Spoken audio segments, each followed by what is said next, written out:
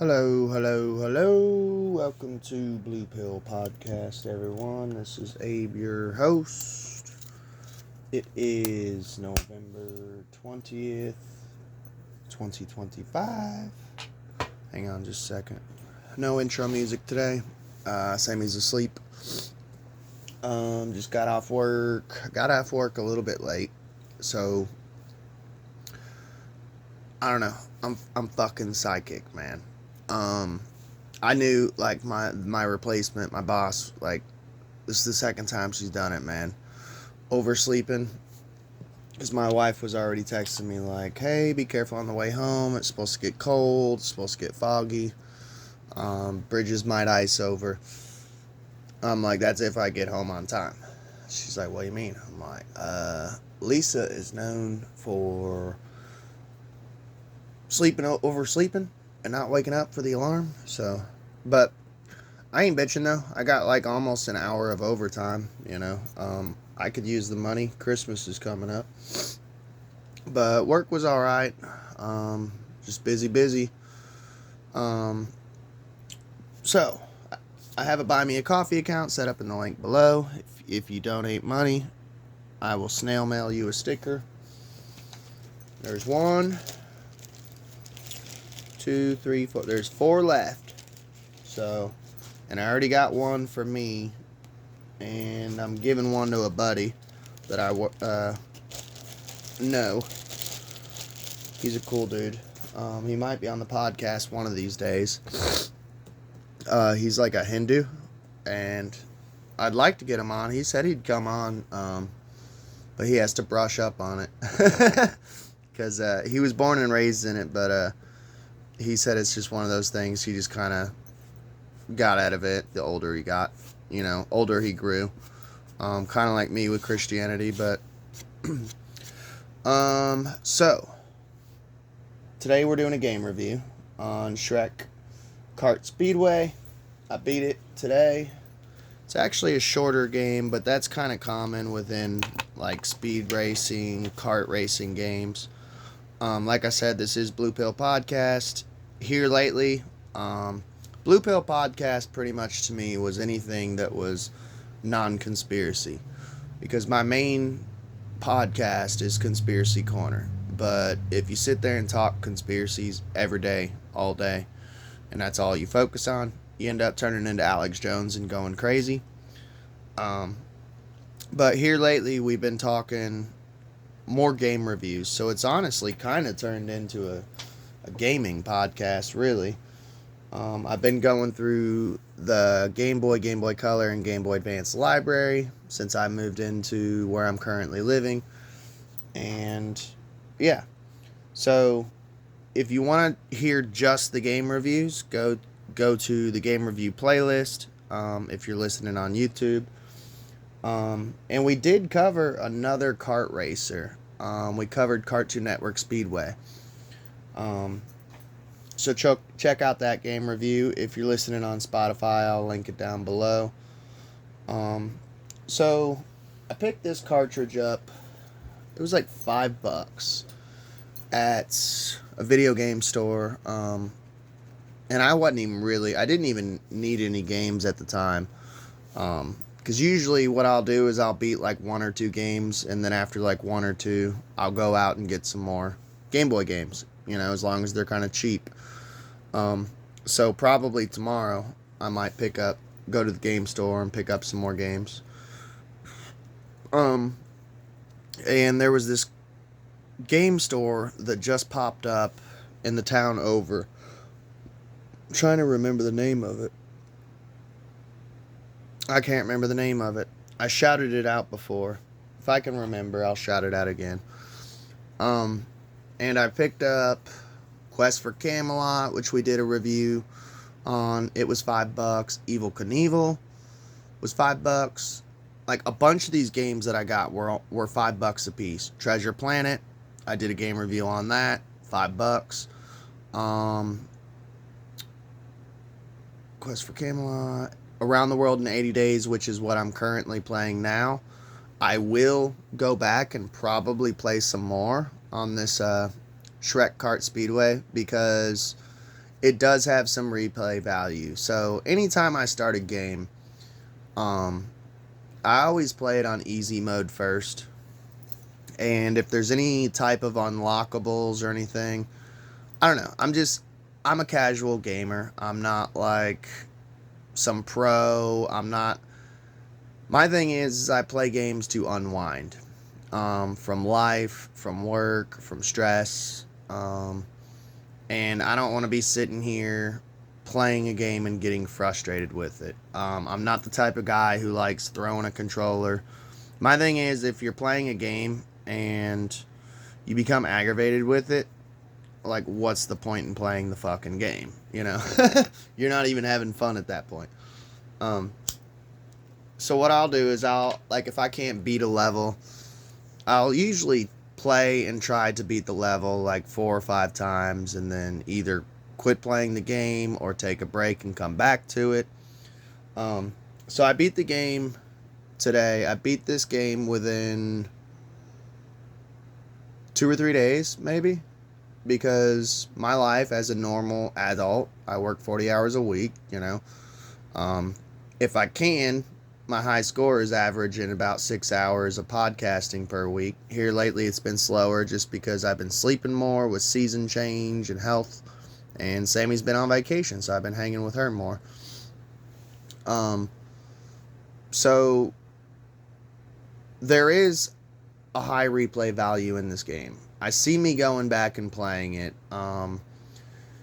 to unlock different characters. So like the whole character list is it's Shrek, Fiona, Little Red Riding Hood, or not Little Red Riding Hood, Goldilocks, the Executioner, and for some reason, I know this sounds really fucking weird, but Donkey is not one of the characters that's a main character. You have to unlock him. So basically what you need to do is not play easy mode and play either medium or hard mode. And so there's 4 different cups that you have to play and beat to beat the game, to get the final credit roll. It's literally a Mario Kart clone. And the same was with like Cartoon Network Speedway. All these games are Mario Kart clones, which is kind of interesting and weird. I've always thought this. I'm like, how are they allowed to like basically be an exact clone to the game and not get sued? I mean, I kind of wondered that with games in general. Like, I played The Hobbit earlier this year and reviewed it. It was like basically a Zelda clone. Quest for Camelot was definitely a Zelda clone, but it was like, it's just, I don't know, it's weird because there's so many companies that are sue happy that it is curious to me of like how are these game creators, these game companies not getting sued when they're like blatantly being a ripoff of like a game, you know? So to unlock, the only reason I'm going to replay it is to unlock Donkey and Wolf. I think Farquaad's one unlockable character. I'm not going to unlock him just because I don't really like him. Robin Hood's one. There's only 4 characters to unlock. 3 Little Pigs is one of the characters.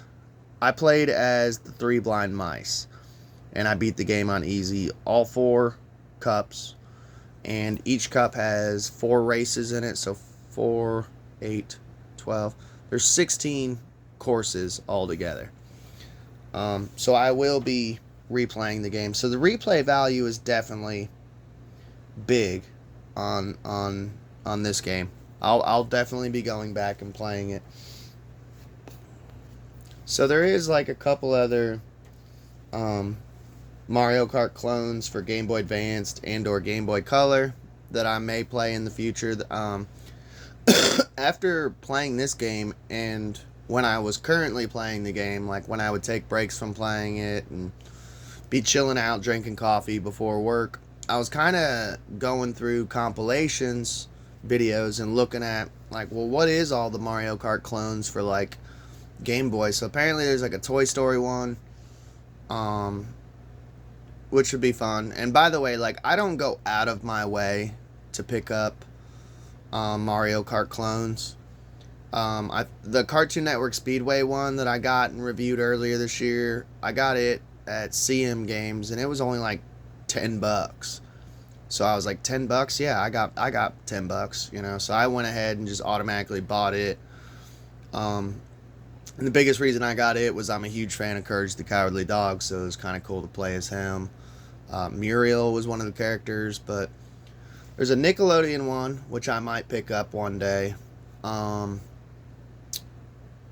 Mickey Mouse one, a Disney one, which would be kind of cool. That one was Game Boy Color. I seen that the other day. I might pick it up. The Nicktoons one, I think I seen it too. There's a Digimon one, which I would love to get. But yeah, they're fun little quick games. You can beat it in like 1 or 2 days, maybe 3. You know, if you're like me and kind of a busy life and don't do gaming for hours upon hours. But I guess my introduction to like Shrek in general when I was a kid, dude, like my parents bought the Shrek VHS, and it was I swear to God, I've done this with like 2 or 3 movies in my life. For some reason, I don't know what it was about Shrek. I think it was like the adult humor that I really liked. But you could still be a kid and watch it. And I was like kind of like I was like a preteen into my early teenage years. And I don't know, I think too, because like I suffer from depression like really bad. I have MDD, and I didn't get diagnosed with that until like 5 or 6 years ago, maybe 7 years ago, it's been a minute. No, it wasn't that long ago. Maybe about 4 years ago, I got diagnosed with MDD. And I remember like going up to the therapist and being like, when she finally diagnosed me, I was like, it was either her, the psychologist, but I was like, thank God. And she's like, why are you excited? I'm like, because now I know what the fuck's wrong with me. Like, I've been sad since I was a kid, you know, put into like special ed and shit, because they didn't know what was wrong with me. So Shrek, dude, like for some reason I watched this movie. I kid you not. I went to sleep to this movie for like a year and a half straight every single night. I don't know why. Something about Shrek, dude, just like lifted my sorrows, you know, or my paranoia or depression. I know it sounds weird. There was 2 other movies that I did the same thing with. There's a movie called The Grey with Liam Neeson. And I noticed myself slip back into that habit with during a divorce with my ex-wife, but it was The Grey and Mothman Prophecies. For some reason, while I was going through my divorce, those 2 fucking movies I watched and flip-flopped them like every fucking night, you know. And if I would wake up and the movie was off, I'd just push play again and just restart it. Same thing with fucking Shrek when I was a kid. Like, I don't know what it was, but the movie too was the first time I'd ever heard the song Hallelujah. And you'll have to forgive me, man, but it's like one of my favorite fucking songs, and I love singing it. I can't remember the fucking artist, man. If you know, hit me up in the comments, but it's like, it's a beautiful fucking song. It's one of my favorite songs. So one of my big pet peeves with video games for the Game Boy Advance system, and you don't really have this problem with GB or GBC, just GBA. For some reason, Game Boy Advanced, the games are so much more quieter. I don't think I've ever found a kart for Game Boy Color or Game Boy that was not super loud to the point where you had to like turn the volume down. But this game was loud as fuck. In this game, the music is obnoxious as fuck. The music fucking blows on this game. which it's a $5 game. I'm not like pissed or nothing, but you would think with DreamWorks. So like the movie, man. The movie was so fucking iconic. So like the soundtrack for the movie was fucking epic. It had, what was it, Smash Mouth? Was it Joan Jett? Had a Joan Jett song in there. Hallelujah, like I had just mentioned. And it's really bizarre. So I've been playing a lot of licensed games this year. And most gamers like dodge licensed games. Almost all of a lot of my collection is licensed games of like from movies turned into video games, because that's what was popular in the early 2000s. But I've noticed a trend though, like the game will be licensed by the company of the movies, like the Harry Potters. We reviewed that entire series this year, and only like one or two of the karts from a 5-kart series that we reviewed had actual licensed Harry Potter music, which was strange, but they were all made by WB. I don't know what it is, but I mean, I guess it would get into the artist and shit, but I was listening to another content creator talking about this game and reviewing it, and he was like, the music is so fucking obnoxious for this game. Like, first of all, I wouldn't even call it music. It's only like 10 seconds of a tune, and it just replays and replays and replays and replays and replays. So the races don't really last that long. I mean, it's you got to make it three rounds of the course. But where it's only like a 10-second loop for each track, and it's super obnoxious music, and it's really weird music, and it's not even like, I wouldn't even mind if it was like a rip-off of like one of the actual songs from the movie, because GTA 1 did that for Game Boy Color when I reviewed it earlier or I think like 2 years ago or something. I reviewed it. They were doing like rip-offs of like AC/DC and shit like that, and you could kind of tell what they were ripping off, but like, you know, it was kind of cute and kind of cool. This was just obnoxious, weird. I don't know. I wish I could play it, but Sammy's asleep. You'll have to look it up. It just sounds insane. And the craziest part is it's so repetitive. So like, there's 4 courses in a cup, and there's 4 cups in the game, but instead of doing like 4 different songs for each of the different maps, it's the same song for all 4 courses. So it's like, you can't escape it, man. You can't. There's only like 4 songs in the whole game. But yeah, it's fucking nuts. So there is some like weird stuff too. So I found myself cutting corners on this game, which I don't mind doing it. So like when I was younger as a kid playing Mario Kart 64, I would like be smoking my brothers, and then I would start cutting corners. I knew there were certain shortcuts that if I went off the map, I could like cut corners and like win the race quicker. But you have to like really memorize the map like the back of your hand. So as someone who loves cutting corners to win a race, there is zero repercussion to going off of the track on this game. Which is, I don't mind, because like I said, I love cutting corners. But if it is something I notice, like you do not slow down at all if you cut a corner. But if you hit like rails, oh dude, it sucks.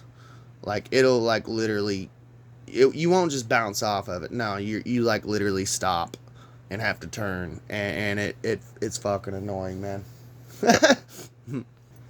So there was some cool stuff, like a lot of the maps were kind of neat. Like there's like a treehouse map where you're like elevated like on wooden tracks driving through the trees and stuff. The gingerbread man He's got like his own map. It's kind of like Christmassy. One of the really cool things was at one point, and it was only for one level, and I can't recall which level it was, but there was actually like rain, like coming down, and the rain graphics were kind of cool.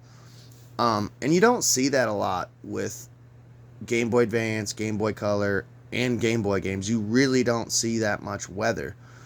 And that's always been one of my pet peeves, is like, you didn't really start seeing weather in video games until like, I don't know, I felt like I grew up on N64 and PlayStation 1 and PS2 though, but like I just don't really recall that much weather being a part of a lot of Game Boy Advanced, and Game Boy Color carts, which is bizarre. I don't know why. It doesn't seem like it's that big of a thing. But it was kind of cool. So like the faster you go, it was almost like a windshield. Like the faster you'd go, like you could see it, like the rain would change. But if you're going slower, it would change also. So it was kind of like being in a fucking car, which was kind of neat. One thing I do want to go through is like the weapons. So I ain't gonna lie, there was only like 3 weapons that I figured out in this fucking game, which was like you get the Little Red Riding Hood at one point, and I believe it makes you go faster. Like it literally is Red Riding's hood, and it makes you go faster. You get pumpkins, so instead of turtle shells, it's literally pumpkins that swirl around you. Like you get the 3 that you could just shoot, and then you get Cinderella Slipper, which is like you still get to shoot pumpkins as turtle shells, but it's not limited to 3, so it's like multiple. If you've played Mario Kart, you know what I'm talking about. So I do kind of want to look it up and see what the fuck the other weapons do. As a fan of Mario Kart and someone who grew up on Mario Kart, if you go check out my older review that I did earlier this year, I did one on Cartoon Network Speedway, and I had the same issue with Cartoon Network Speedway of like, I only figured out what like 2 or 3 items did, because I don't have the booklet, because for some reason, and I think because it was more kids who were attracted to the system of Game Boy Color, and Game Boy Advanced, it was more of a kid type of system. For some reason, back in the day, we would just destroy our boxes or get rid of the booklets. Like, it is so hard to find Game Boy Color, and Game Boy Advanced boxes, like, and booklets. I don't know why. I think it's more because it's directed towards kids, but they're so hard to find. So, like, you kind of, when you're playing a game, and if you don't have the instructions, you either, thank God we have the internet now, you can look this shit up. But like back in the day, we just would have to just kind of figure it out, or ask around, friends and shit. Haha, this is awesome. So like I said, once again, I love the internet, dude. So I found the actual fucking booklet, which kind of helps, man. I ain't gonna lie, and you can actually find booklets pretty fucking cheap sometimes online. So there's a couple games that would be kind of useful to have the booklets, and I've thought about just like, fuck it, I'll give $5 and get them to mail it over, So the power-ups. The Fairyland tracks are littered with various fairy tale books. So instead of like the typical triangle box that spins around that you would pick up on Mario Kart, it's books instead. That can help, as well as few that can cause some harm. White books contain good power-ups, but be careful, white books sometimes turn into black books, which contain bad power-ups. So it sounds like they have timers on them. I didn't know this, because I would sometimes pick up a black book, and like, I do know this one, like one was a poison apple, which makes you go to sleep while driving. So you're just driving and you can't turn left or right, you're just going straight. Books of either colors will flash for a few seconds before switching. When you pick up a power-up, an appropriate icon appears in your power-up window. Use the L button to use good power-ups. Bad power-ups will magically disappear after a period of time. If you drive over a fairy tale book, but you already have, I just finished eating beef stew, or vegetable stew, sorry, so I got the hiccups. Have a bad power-up in your power-up window, you will not pick up the new power-up. So the glass shoe, here's little depictions of each one. The glass shoe will give you 3 pumpkins, which will circle around the car, which is where it gets into the clone of Mario Kart. Each of these can be fired as a dumbfire missile at opponents in front of you. The thumbs up. All players but you are shrunk to a tiny version of themselves, which slows things down considerably. So, yeah, I've used that a couple times. I didn't even know. Okay, so I kind of do remember now, yeah. Thumbs up. So that would be the lightning bolt in Mario Kart.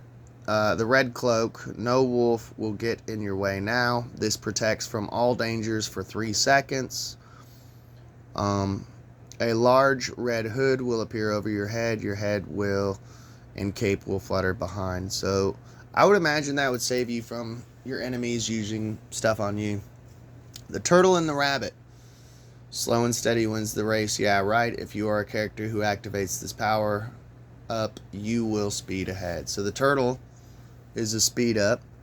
The poison apple, which is the bad power up, like I said. Take a bite and you will be snoozing for 3 seconds. Watch out for that tree. Oh, too late. Oh, the pumpkin. This was another one. So this one kind of reminded me of Red Dead Revolver a little bit. If you've ever played Red Dead Revolver, during multiplayer, you can you can shoot cards and they turn into like bombs that'll blow up after a couple seconds. Or you can pick them up, and if you get certain cards that give either you a power up or they'll put a curse on your opponents. One of the curses is it makes everyone around you drunk, whoever you're playing against, which means all their controls are reversed. Up is down, down is up, left is right, right is left. That's what the pumpkin does on this game. So I had people who would use the pumpkin on me every now and then, and it will literally reverse all your controls and make you like quote unquote drunk, you know. It was fucking annoying.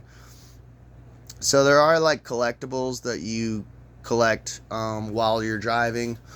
One was a Shrek S, which I did recognize that sprite. I'm playing on SP hardware, so I do have to say one of my complaints with this game is it is kind of hard to fucking see. Some of the levels are darker. Sometimes you'll fall through holes. It's a little difficult to see, but honestly, man, I had this problem with a lot of driving games. So, like, I played Simpsons. There was a Simpsons driving game that I played earlier this year. I didn't review it because I just didn't think I had enough to say about it. But I did the Cartoon Network one, which you guys seen that review. And I had the same difficulty with it, that it's just kind of harder to see. But I mean, you got to think, man, it's on GBA hardware. It's not going to look like N64 or PlayStation. It is one of those things. But so like the Shrek S, it does, once you've successfully collected 4 Shrek S icons from various locations around the track, your character's special ability will become available to use. As an indication, a star will appear in your power-up window. See Racers on page 16. So, see, I would have that star pop up. This is why I need the booklets, man. So what the fuck? Special ability. So each character has a special ability. Yeah, be nice to have known this, but like I said, I don't have the booklet, man. So I could have made the game a lot easier knowing the special ability. Like I said, I played as 3 blind mice. Would have been nice to know. But yeah, that's my review on Shrek Kart Speedway. Honestly, it was a $5 game. It was fun. I will go back and at least beat 2 of the cups again, so I can unlock Donkey and the Big Bad Wolf, because it would be cool. It has multiplayer, so if I ever find another cheap one of these, and I do have a link cable, me and my wife could like race each other, so that would be fun. So I will take the time to unlock at least those 2 characters, so I at least have those 2 characters. Um, but yeah, honestly, for $5, a cheap game, I enjoyed it for 2 or 3 days. The replay value is high. It's got multiplayer, so that will be fun whenever I find another cart. But I can't give it like a super high rating. It's not like an amazing game. The music sucks. It's kind of hard to see sometimes, but it gets the job done. It's a cheap, fun game if you want to have fun. I give it a fucking 6 out of 10. I love y'all. Please like, share, and subscribe, and y'all have a good day.